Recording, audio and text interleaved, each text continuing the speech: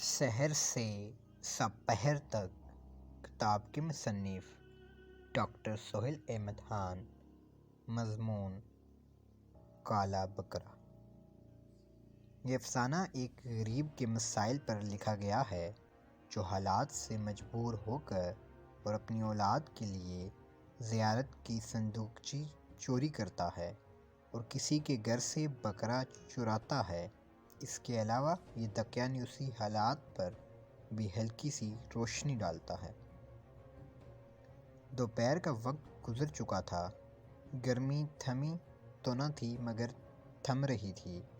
غفور کی بیوی اپنے بچے کو گود میں اٹھائے اسے ہوا کے زیادہ سے زیادہ پنکھے کی ہوا کے سامنے رکھنے کی کوشش کر رہی تھی۔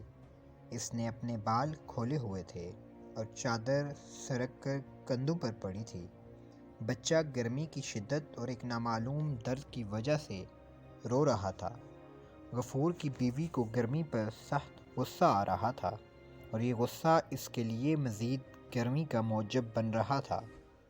غفور قمیض اتارے دوسرے پنکھے کے سامنے بیٹھ کر ہوا لگا رہا تھا۔ غفور نے سکوت توڑتے ہوئے بیوی سے پوچھا، بچے کو دوائی پلائی ہے کیا؟ تو سینے کی ایک نہر ماتھے سے اتار کر تیزی سے رخسار سے اپنا راستہ بناتی ہوئی اس کی تھوڑی سی ایک قطرے کی صورت میں بازو پر ٹپکی اور بازو کے سینے میں ایسے گل مل گئی جیسے کسی دیہاتی کی بکری کسی بکروال کی بکریوں کے ریور میں گھس کر انہی کی چال چلے اور انہی کی طرح گھاس چرے۔ بیوی نے بچے کو گود سے اٹھاتے ہوئے کندھے کے ساتھ چپکاتے ہوئے جواب دیا، ہاں پلائی ہے، ہاک اثر نہیں ہوا۔ ڈاکٹروں کو کیا پتہ چلتا ہے؟ میری مونت تو اصغر شاہ کو بچہ دکھاتے ہیں، حساب کتاب کر کے سب کچھ بتا دے گا۔ ویسے بھی تو جب سے منّے کو تکلیف ہے بھینس بھی دینے سے پہلے بھاگ جاتی ہے۔ غفور کچھ دیر خاموش بیٹھا رہا، پھر دائیں ہاتھ کی انگشت شہادت کا 7 بنا کر ماتھے کا پسینہ صاف کیا۔ انگلی نے ماتھے پر گاڑی کے وائپر کی طرح جھاڑو مارا، مگر پھر جیسے وائپر پھیرنے کے بعد تیز بارش کے قطرے شیشے کا گدلا کر دیتے ہیں، ایسے ہی اس کے ماتھے پر پسینے کے گول گول چشمے گول گول سروں سمیت اگ گئے اور پھر بہہ کر تھوڑی سی ٹپکنیت لگے جیسے ساون میں کچے مکان کی چھت میں چوہا لگا ہو۔ غفور صحن میں پیاسے درخت پر ٹکٹکی باندھ کر کچھ سوچنے لگا۔ دھوپ پتوں سے ٹکرا کر واپس آسمان کی طرف منعکس ہو رہی تھی۔ سوچ کر بولا، خدا تعالیٰ رحم کرے گا، 2-4 دن یہی دوا پلا کے دیکھ لیتے ہیں۔ 2 دن کے بعد بچے کی تکلیف اتنی ہی تھی، البتہ صحت بہت گر چکی تھی۔ بیوی نے بہت اصرار کیا، اسے کیوں نہ لے چلیں اصغر شاہ کے پاس؟ میری بات پر یقین کرو، میرا منا صرف اسی صورت میں ٹھیک ہو سکتا ہے۔ مگر غفور کے لیے ان باتوں میں چوسی ہوئی گنڈری میں جتنا رس ہوتا ہے اس سے زیادہ نہ تھا۔ اگلے دن غفور اپنے کندھے سے لگائے اپنی بیوی کو ساتھ لیے دوسرے ڈاکٹر کے پاس گیا۔ بچہ راستے میں بھی سسکیاں لیتا رہا۔ ڈاکٹر نے منّے کو اٹھایا، انگلی کی مدد سے بچے کی آنکھیں کھول کر دیکھا اور روتے بچے کے کھلے منہ کے اندر ٹارچ لگا کر دیکھا۔ غفور سے مزید سوالات کیے، کب بیمار ہوا، عمر کتنی ہے، کچھ کھاتا ہے یا نہیں، کس وقت روتا ہے۔ جواب حاصل کرنے کے بعد ڈاکٹر نے ہونٹ دانتوں سے چبائے، نسخہ لکھنے والی کاپی پر جھانک کر خط شکستہ میں کچھ لکھا۔ نسخہ لکھتے لکھتے غفور کی طرف مڑا، پھر ہاتھ کی لگام کھولی چھوڑتے ہوئے دستخط کر کے نسخہ فولڈ کیا۔ اسے غفور کے ہاتھ میں تھما کر کرسی کے ساتھ ٹیک لگائی، اپنی کھوئیاں کرسی کے بازو پر رکھیں، اپنے دونوں ہتھیلیوں کو عین اپنے دہنے کے سامنے جوڑا اور دونوں ہاتھوں کے انگوٹھوں کو بقیہ انگلیوں سے جدا کرتے ہوئے بولا، جی غفور صاحب، بچہ ٹھیک ہو جائے گا۔ میں نے جو سیرپ لکھی ہے ہر 2 گھنٹے بعد آدھا چمچ چائے کا پلاؤ۔ پہلی بات تو یہ ہے کہ اسی سیرپ سے درد ختم ہو جائے گا۔ برکیف اگر آرام نہ ہوا تو پرسوں دوبارہ لے آنا، دوائی بدل کر دیکھ لیں گے۔ خدا پر بھروسہ رکھو، باقی سب ٹھیک ہو جائے گا۔ غفور کو امید کی کوئی کرن نظر آئی۔ دونوں ہاتھوں سے ڈاکٹر کو ہاتھ ملاتے ہوئے اٹھا۔ ڈاکٹر کا شکریہ بڑی عاجزی سے ادا کرتے ہوئے بیوی کے آگے آگے گھر کی طرف چل پڑا۔ غفور نے بیوی کو گھر چھوڑا اور اپنے دوست سے ادھار لے کر میڈیکل سٹور سے سیرپ لے آیا۔ اس کی اپنی رقم تو صرف ڈاکٹر کی فیس بنی تھی، مگر دوست نے بھی اپنے پاس رکھی ہوئی کسی کی امانت غفور کو ادھار دے دیا تھا۔ سیرپ پہنچتے ہی آدھ چمچ منہ کے پیٹ میں ڈالا گیا۔ منہ کے ذریعے جہاں سے سسکیاں نکل رہی تھی۔ دونوں میاں بیوی نے اگلے 2 گھنٹے منہ کی ہی چارپائی پر بیٹھ کر سسکیاں رکنے کی انتظار میں گزارا۔ پھر آدھا چمچ پلا کر غفور تو اٹھ گیا، مگر اس کی بیوی بچے کو چپ کروانے کی ناکام کوشش کرتی رہی۔ غفور اور اس کی بیوی کی زندگی اب 2 گھنٹوں کے قدم لے کر دھیرے دھیرے چلنے لگی۔ یہ 2 گھنٹے کا زندگی کا قدم صدی سے زیادہ لمبے عرصے پر محیط اور سسکیوں سے لدا تھا۔ رات کے 2 بجے غفور نے سوکھے ہوئے گلے سے دھیمی آواز دی، سن رہے؟ بیوی منّے کے پیٹ پر ہاتھ رکھے ہوئے ابھی تک جاگ رہی تھی۔ منّے کے پیٹ سے ہاتھ اٹھاتے ہوئے بولی، کیا ہے جی؟ غفور نے گلا صاف کرتے ہوئے کہا، چل ٹھیک ہے، صبح اصغر شاہ کے پاس چلتے ہیں۔ غفور کی آواز بدلی ہوئی تھی، کیونکہ اس کے آنسوں نے ایک طرف تو تکیے کو بھگو رکھا تھا، دوسری طرف پتہ نہیں کون سے راستے سے اس کی ناک میں چلے گئے تھے۔ غفور پھر رونے لگا، مگر بیوی تو رو رو کر تھک چکی تھی۔ اس وقت اس کی آنکھوں سے آنسو چاہتے ہوئے بھی نہیں نکل رہے تھے۔ غفور زندگی میں دوسری مرتبہ رویا تھا، دونوں مرتبہ رات کی تاریکی میں چھپ کر۔ اپنی ماں کی موت پر بھی وہ لوگوں کے سامنے نہیں رویا تھا۔ رات جیسی کیسی تھی کٹ گئی۔ اصغر شاہ کا گھر ساتھ والے گاؤں میں تھا۔ الویل صبح دونوں میاں بیوی بچے کو اٹھائے گھر سے نکل پڑے۔ اصغر شاہ کو گھر دیکھتے ہیں کہ وہ زمین پر چھڑی کی مدد سے دائرہ بنا کر ایک لڑکی کو دائرے میں پاؤں کے بل بیٹھائے اس کا جن نکال رہا تھا۔ وہ کچھ منتر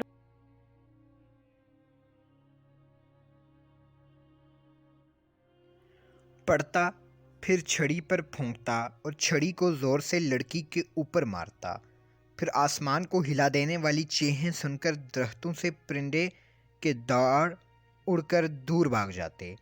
دوسری طرف برآمدے کے کونے میں چولہے پر ایک ہنڈی چڑھائی گئی تھی، جس کے ابلتے پانی کے اندر شاہ نے لڑکی اور اس کے والدین کے نام پرچیاں بنا کر ڈالے ہوئے تھے۔ اس کے باپ سے ہنڈیا کا ڈھکنا ڈانس کرتے ہوئے اچھل رہا تھا۔ ڈھکنے اور ہنڈیا کے ٹکرانے سے مختلف آوازیں نکل رہی تھیں، کڑک کڑک کڑک کڑک۔ تھوڑی دیر بعد شاہ نے لڑکی کی پٹائی تیز کر دی۔ چیخوں کا تیز ہونا قدرتی عمل تھا، مگر حیرانگی اس بات کی تھی کہ ڈھکنے کی ڈانس بھی تیز ہو گئی۔ اب اصغر شاہ نے چھڑی پر پھونکنا بند کر دیا اور مسلسل کچھ بلند آواز میں منتر پڑھتے پڑھتے زور سے چھڑی لڑکی کے اوپر مار دیتا، جس کی حالت خوفناک ہو چکی تھی۔ آخری چھڑی پورے جسم کا زور لگاتے ہوئے ماری اور لڑکی دائرے کے اندر گھوم کر بے ہوش ہو کر گر پڑی۔ تمام تماشائیوں کی نگاہیں لڑکی کے اوپر تھیں۔ جو ہی لڑکی بے ہوش ہوئی، پورے گھر میں خاموشی چھا گئی اور اصغر شاہ سینے میں شرابور تھا۔ اب صرف ڈھکنا بجنے کی آوازیں آ رہی تھیں۔ لوگوں کی نظریں لڑکی سے ہٹ کر ہنڈیا کی طرف چل گئیں۔ اچانک ہنڈیا کا ڈھکنا تقریباً 4 فٹ اوپر اچھلا اور فرش پر گر کر لٹو کی طرح گھومنے لگا اور دھیرے دھیرے ڈھکنا گھومنا بند کرتے ہوئے بالکل اسی طرح زمین پر گرا جیسے لڑکی بے ہوش ہو کر دائرے میں گری تھی۔ ہنڈیا سے سفید دھواں نکل رہا تھا۔ اگلے ہی لمحے ہنڈیا پھٹی، اس کے ٹکڑے ٹکڑے ہو گئے جو چولہے سے دور جا کر گرے تھے۔ خاموشی ابھی تک چھائی ہوئی تھی۔ غفور کا بچہ بھی سسکیاں لینا وقتی طور پر بند کر چکا تھا۔ اس خاموشی کا سکوت شاہ نے یہ کہتے ہوئے توڑا، لو جی نکل گیا۔ مذہباً ہندو تھا، بڑی طاقت میں تھا، بڑی مشکل سے قابو میں آیا۔ لڑکی ہوش میں آئے گی تو ٹھیک ہوگی۔ اب کبھی یہ جن نہیں آئے گا، جلا دیا ہے میں نے۔ لڑکی کے ورثا نے دونوں ہاتھوں سے اصغر شاہ کو جھک کر سلام کیا، اس کے پاؤں چھوئے، ہاتھ چومے اور نہایت عاجزی سے شکریہ ادا کر کے لڑکی کو اٹھا کر لے گئے۔ رقم تو پہلے ادا ہو چکی تھی، وہ اصغر شاہ نے جتنی چھڑیاں ماری تھی اس سے زیادہ ہوگی۔ اس کے بعد 2-3 مرد ایک اور عورت کو اصغر شاہ کے سامنے حاضر کرتے ہیں۔ غفور نے بھی عرض کی کہ وہ پہلے اپنے بیٹے کو دکھا دے۔ اصغر شاہ کے سامنے اپنے بچہ اٹھائے پہنچا اور کہا، شاہ صاحب یہ میرا بچہ ہے، اسے پہلے دیکھیے۔ عورت کو لانے والے لوگوں میں سے ایک نے غفور کو بازو سے پکڑ کر پیچھے کیا اور کہا، دیکھیے بھائی صاحب، اب ہماری باری ہے، ہم صبح سے انتظار کر رہے ہیں، آپ اس کے بعد آ جانا۔ غفور زبردستی بازو چھڑاتے ہوئے بولا، دیکھیے بھائی صاحب، میرے بیٹے کی حالت دیکھیں، وہ اتنی دیر میں مر جائے گا۔ اس سے پہلے کہ وہ آدمی غفور کو کوئی جواب دیتا، اصغر شاہ غفور کو مخاطب کرتے ہوئے بولا، سنو یار، جھگڑتے کیوں ہو؟ دونوں نے حساب کتاب کروا لیا ہے کیا؟ غفور کو تو اس فکرے کا مطلب سمجھ نہ آیا، مگر دوسرے شخص نے سر ہلاتے ہوئے اسپات میں جواب دیا اور مزید بتایا کہ وہ تمام رقم بھی ادا کر کے آیا ہے۔ یہ دیکھیے شاہ صاحب، ہماری رسید ہم نے زیارت پر نیاز بھی چڑھا دی ہے۔ غفور شاہ سے مخاطب ہوا، شاہ صاحب میرا بیٹا مرنے والا ہے، آپ اسے دیکھیں، میں سب کچھ جمع کروا دوں گا جو آپ کہیں گے۔ غفور نے یہ الفاظ ہاتھ جوڑ کر نہایت عاجزی سے ادا کیے، مگر شاہ نے جواباً ہاتھ سے اشارہ کرتے ہوئے اس کمرے کی طرف اشارہ کیا جہاں حساب کتاب کیا جاتا تھا۔ پھر شاہ نے اپنا کام شروع کر دیا۔ غفور نے شاہ صاحب سے مزید بات کرنا مناسب نہ سمجھا، اور ویسے بھی اگر کرتا تو جواب نہ لے پاتا۔ تیزی سے بیوی سے بچہ لے کر اس کمرے میں داخل ہوا جہاں حساب کتاب کیا جاتا تھا۔ بیوی بھی غفور کے پیچھے پیچھے ہوتی۔ کمرے کے اندر ایک آدمی جس کی عمر تقریباً 50 سال تھی، آدھی داڑھی سفید اور آدھی کالی، سر پر کڑھائی والی ٹوپی لگائے، فرش پر گدی کے اوپر دیوار کے ساتھ ٹیک لگائے بیٹھا کتاب کھولے پڑھ رہا تھا۔ اس کے سامنے ایک آدمی بچہ گود میں اٹھائے اس شخص کو غور سے دیکھ رہا تھا۔ غفور جب اپنی بیوی اور بچے سمیت کمرے میں داخل ہوا تو اس شخص نے کتاب بند کر کے اینک اتارتے ہوئے کہا، دیکھیں جناب، آپ کی بیوی نے پچھلے دنوں بدھ والے روز آپ کی گھر کی بلی کے نیچے بیٹھ کر دودھ پلایا۔ بچہ خوبصورت تھا اور اسی وقت اسے پکڑ ہو گئی۔ پکڑنے والی ایک پری ہے، شاہ صاحب کی مدد کی ضرورت نہیں، دیجیے میں ہی پھونکے مارتا ہوں اور تعویذ بھی لکھ کر دیتا ہوں۔ جب بھی روئے ان تعویذوں کو صاف پانی میں ملا کر پانی کے چھٹے منہ پر مار دیجیے۔ اس کتاب والے شخص نے کاغذ کے ایک ورق پر حروف تہجی کے کچھ لفظ، اوڑی گنتی کے کچھ حروف الٹے سیدھے اور ٹیڑے ٹیڑے کر کے لکھے، پھر ان کی پرچیاں بنا کر اس شخص کو تھما دی اور بچہ لے کر کچھ پڑھ کر پھونکے ماری۔ اس شخص نے بچے کو لے کر کچھ پڑھ کر پھونکے ماری۔ وہ شخص بچے کو پھر گلے سے لگا کر اٹھاتے ہوئے دروازے سے باہر نکل گیا۔ اب کتاب والا یہ شخص غفور سے مخاطب ہوا، بچے کا نام، اس کے والد کا نام اور لفظ محمد کو توڑ کر حروف تہجی بنایا، جیسے اس نے کوئی بڑا پتھر توڑ کر چھوٹے چھوٹے پتھر بنا دیے۔ اس نے ہر حرف کے نیچے علم امجد کی روح سے کچھ گنتی کے حروف لکھے، پھر انہیں جمع کیا، حاصل جمع 192 آیا۔ پھر کتاب والے نے کتاب اٹھا لی اور 192 نمبر صفحہ کھول کر پڑھنا شروع ہو گیا۔ اس کو معمولی سی پکڑ ہے جو اس کے والدین یا اولاد کی کسی کی پٹائی کے باعث ہوتی ہے۔ اس پر ایک عدد کالا بکرا نیاز چڑھتی ہے، بس اور کچھ نہیں۔ کالا بکرا چرتے ہی بندہ ٹھیک ہو جائے گا۔ کتاب والے نے پھر کتاب بند کی اور غفور سے مخاطب ہو کر کہا، ہاں جی پھر کیا خیال ہے؟ ہمارا تو اس میں کچھ نہیں، بس آپ کو آگاہ کرنے کے 30 روپے تو آپ نیاز بقایا ہے۔ تو کالا بکرا یہاں دینا مت بھولیے، جو ہی بکرا پہنچے گا بچہ یکدم تندرست ہو جائے گا۔ ہاں فی الحال 30 روپے نکالیے۔ غفور نے اس شخص کی منت کرنے یا ادھار کرنے کی بجائے اپنی گھڑی کھولی اور کتاب والے شخص کو دیتے ہوئے کہا، میرے پاس پیسے تو نہیں، یعنی یہی لے لیجیے، دوست نے تحفہ دیا اور آپ تحفہ سمجھ کر لے لیجیے۔ کتاب والے نے پہلے گھڑی کی طرف دیکھا اور پھر غفور کے چہرے کی طرف دعائیں دیتے ہوئے یہ گھڑی لی۔ غفور کی بیوی بھی گھڑی منتقل ہوتے دیکھ رہی تھی۔ اب غفور بولا، دیکھیں صاحب، اس کالے بکرے کے بغیر نہیں کام چلے گا۔ کتاب والے نے تھوڑا سا سوچ کر جواب دیا، دیکھیں جناب، ہم تو کچھ نہیں کر سکتے، یہ تو خداوند تعالیٰ کی طرف سے ہے۔ میرا تو کام صرف آپ کو بتانا تھا کہ آپ پر نیاز باقی ہے، بس بکرا کل صبح جمع کروا دیں، بچے کو فوراً آرام آ جائے گا۔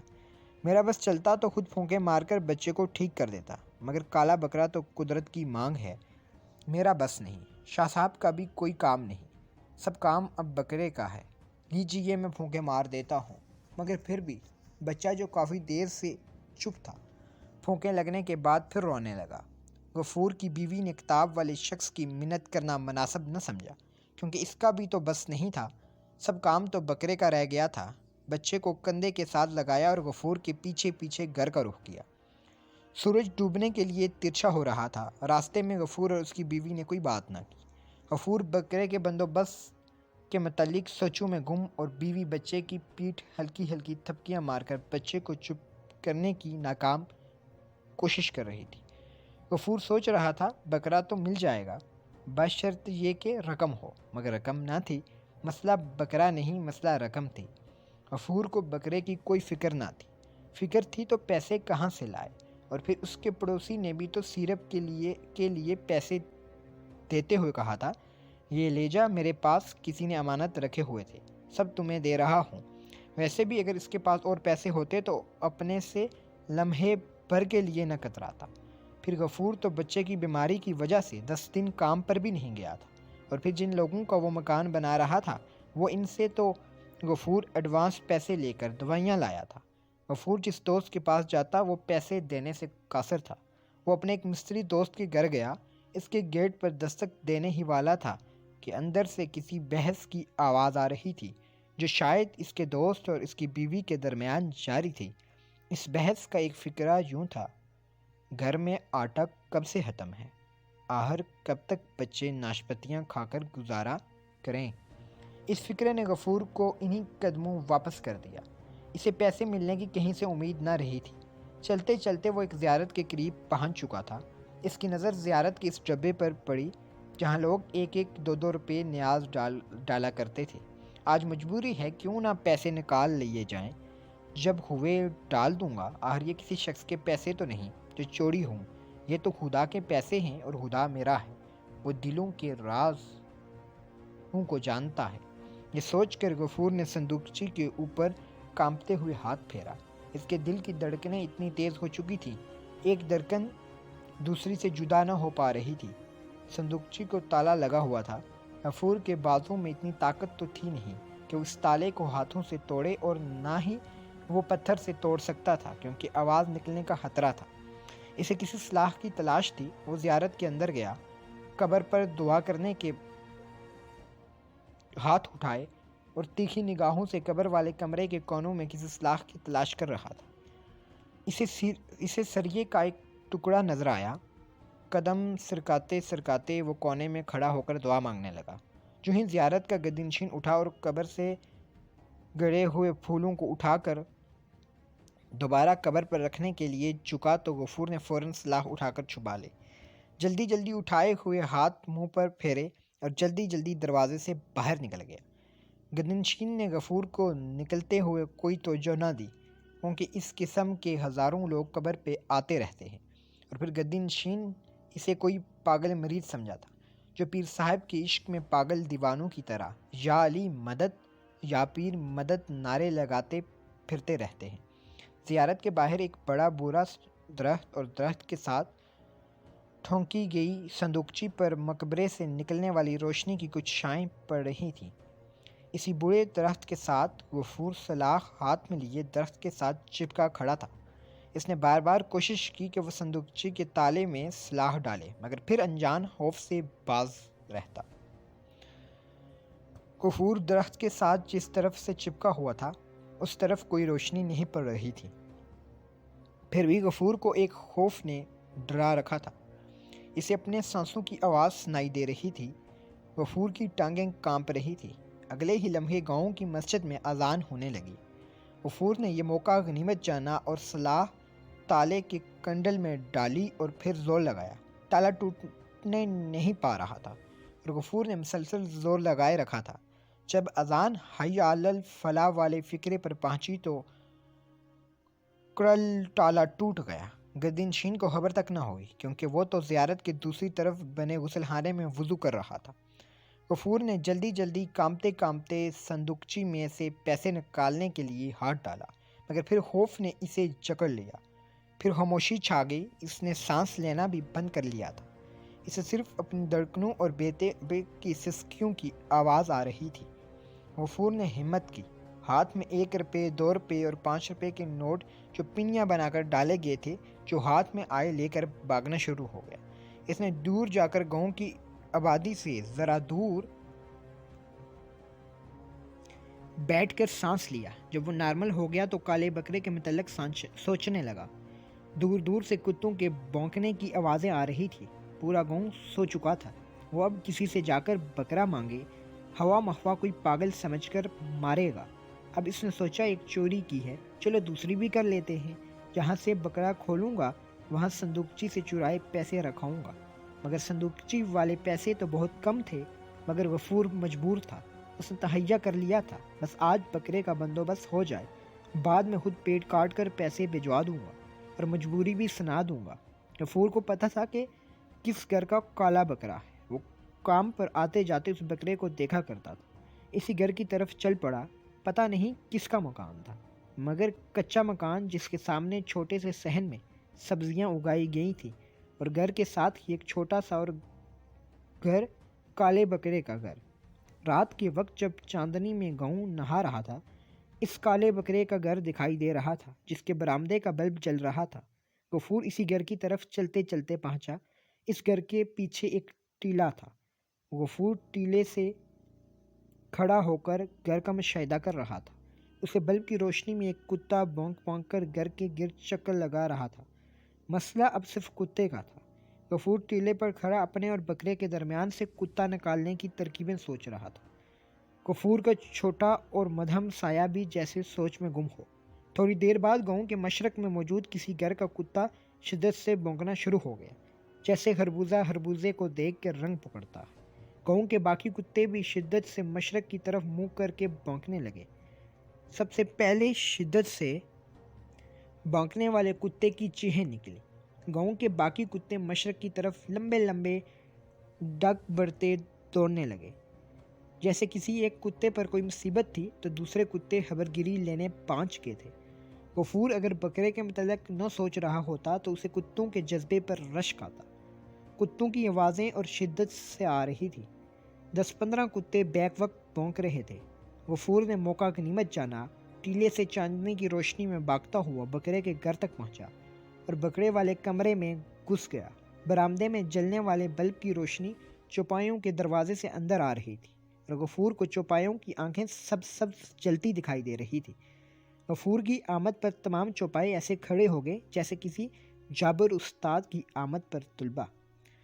غفور کو سہما ہوا کالا بکرا تھم کے ساتھ باندھا دکھائی دے رہا تھا، کیونکہ دروازے سے داخل ہونے والی روشنی بکرے کے اوپر پڑ رہی تھی۔ روشنی کسی بھینس کے منہ پر بھی پڑ رہی تھی، جس نے غفور کی آمد پر اٹھ کر کان کھڑے کر دیے تھے اور اغوالی کرنا بند کر گئی تھی۔ بکرے کی دم اٹھی ہوئی تھی۔ بکرے کی گردن پر بال اس کے جسم کے ساتھ 90 ڈگری کا زاویہ بنا رہے تھے۔ بکرے نے بھی کان اٹھا رکھے تھے۔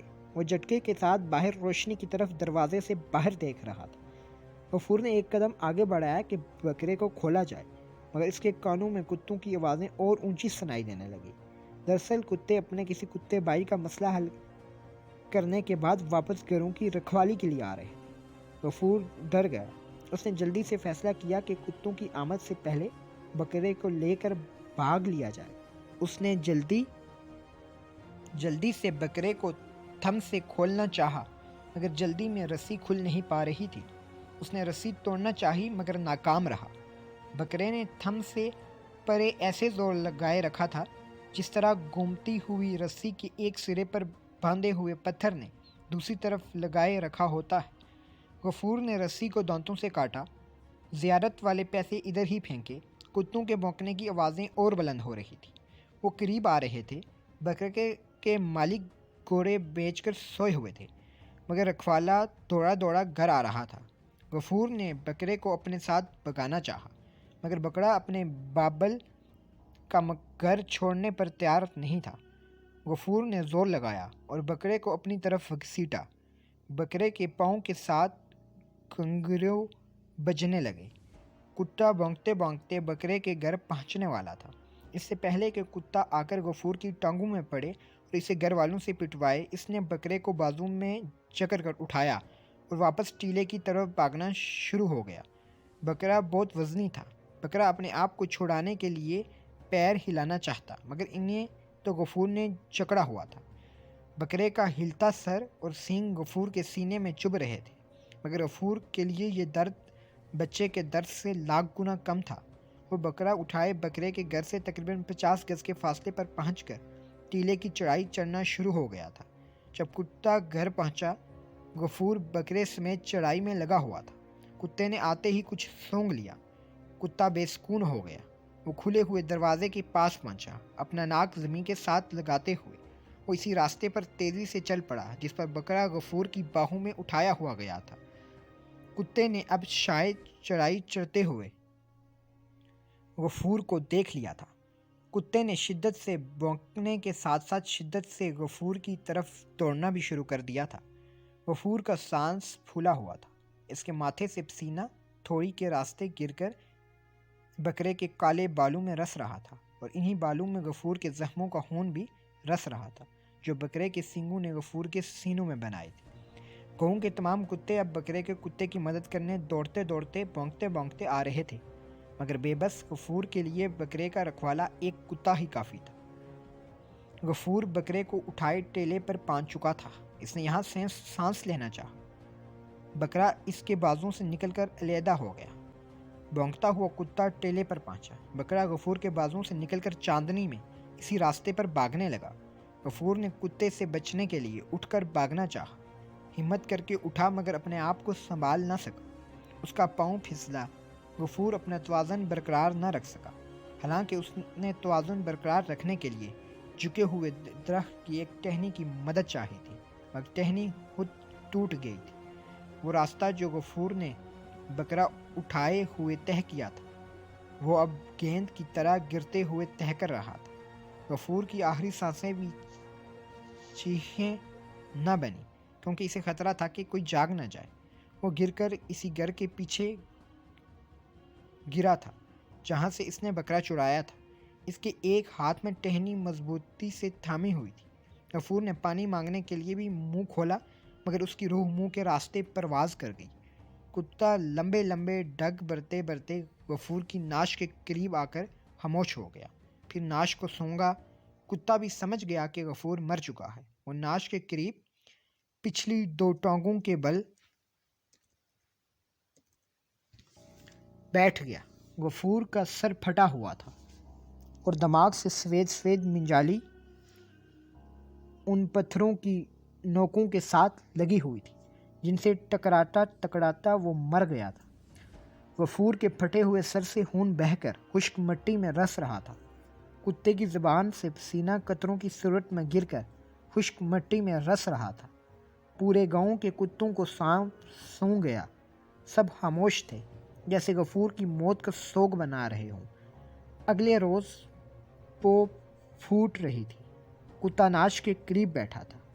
وہی کھلا ہوا کالا بکرا کاٹی ہوئی رسی کو سیٹتا ہوا ناش کے قریب آیا اور ناش کے ہاتھ میں جکڑی ہوئی ٹہنی سے وہ پتا کھانا شروع ہو گیا جس پر خون کا چھینٹا پڑ کر سوکھ گیا تھا، جیسے اس زمین پر تمام سبزہ ختم ہو چکا ہو اور اسے سخت بھوک لگی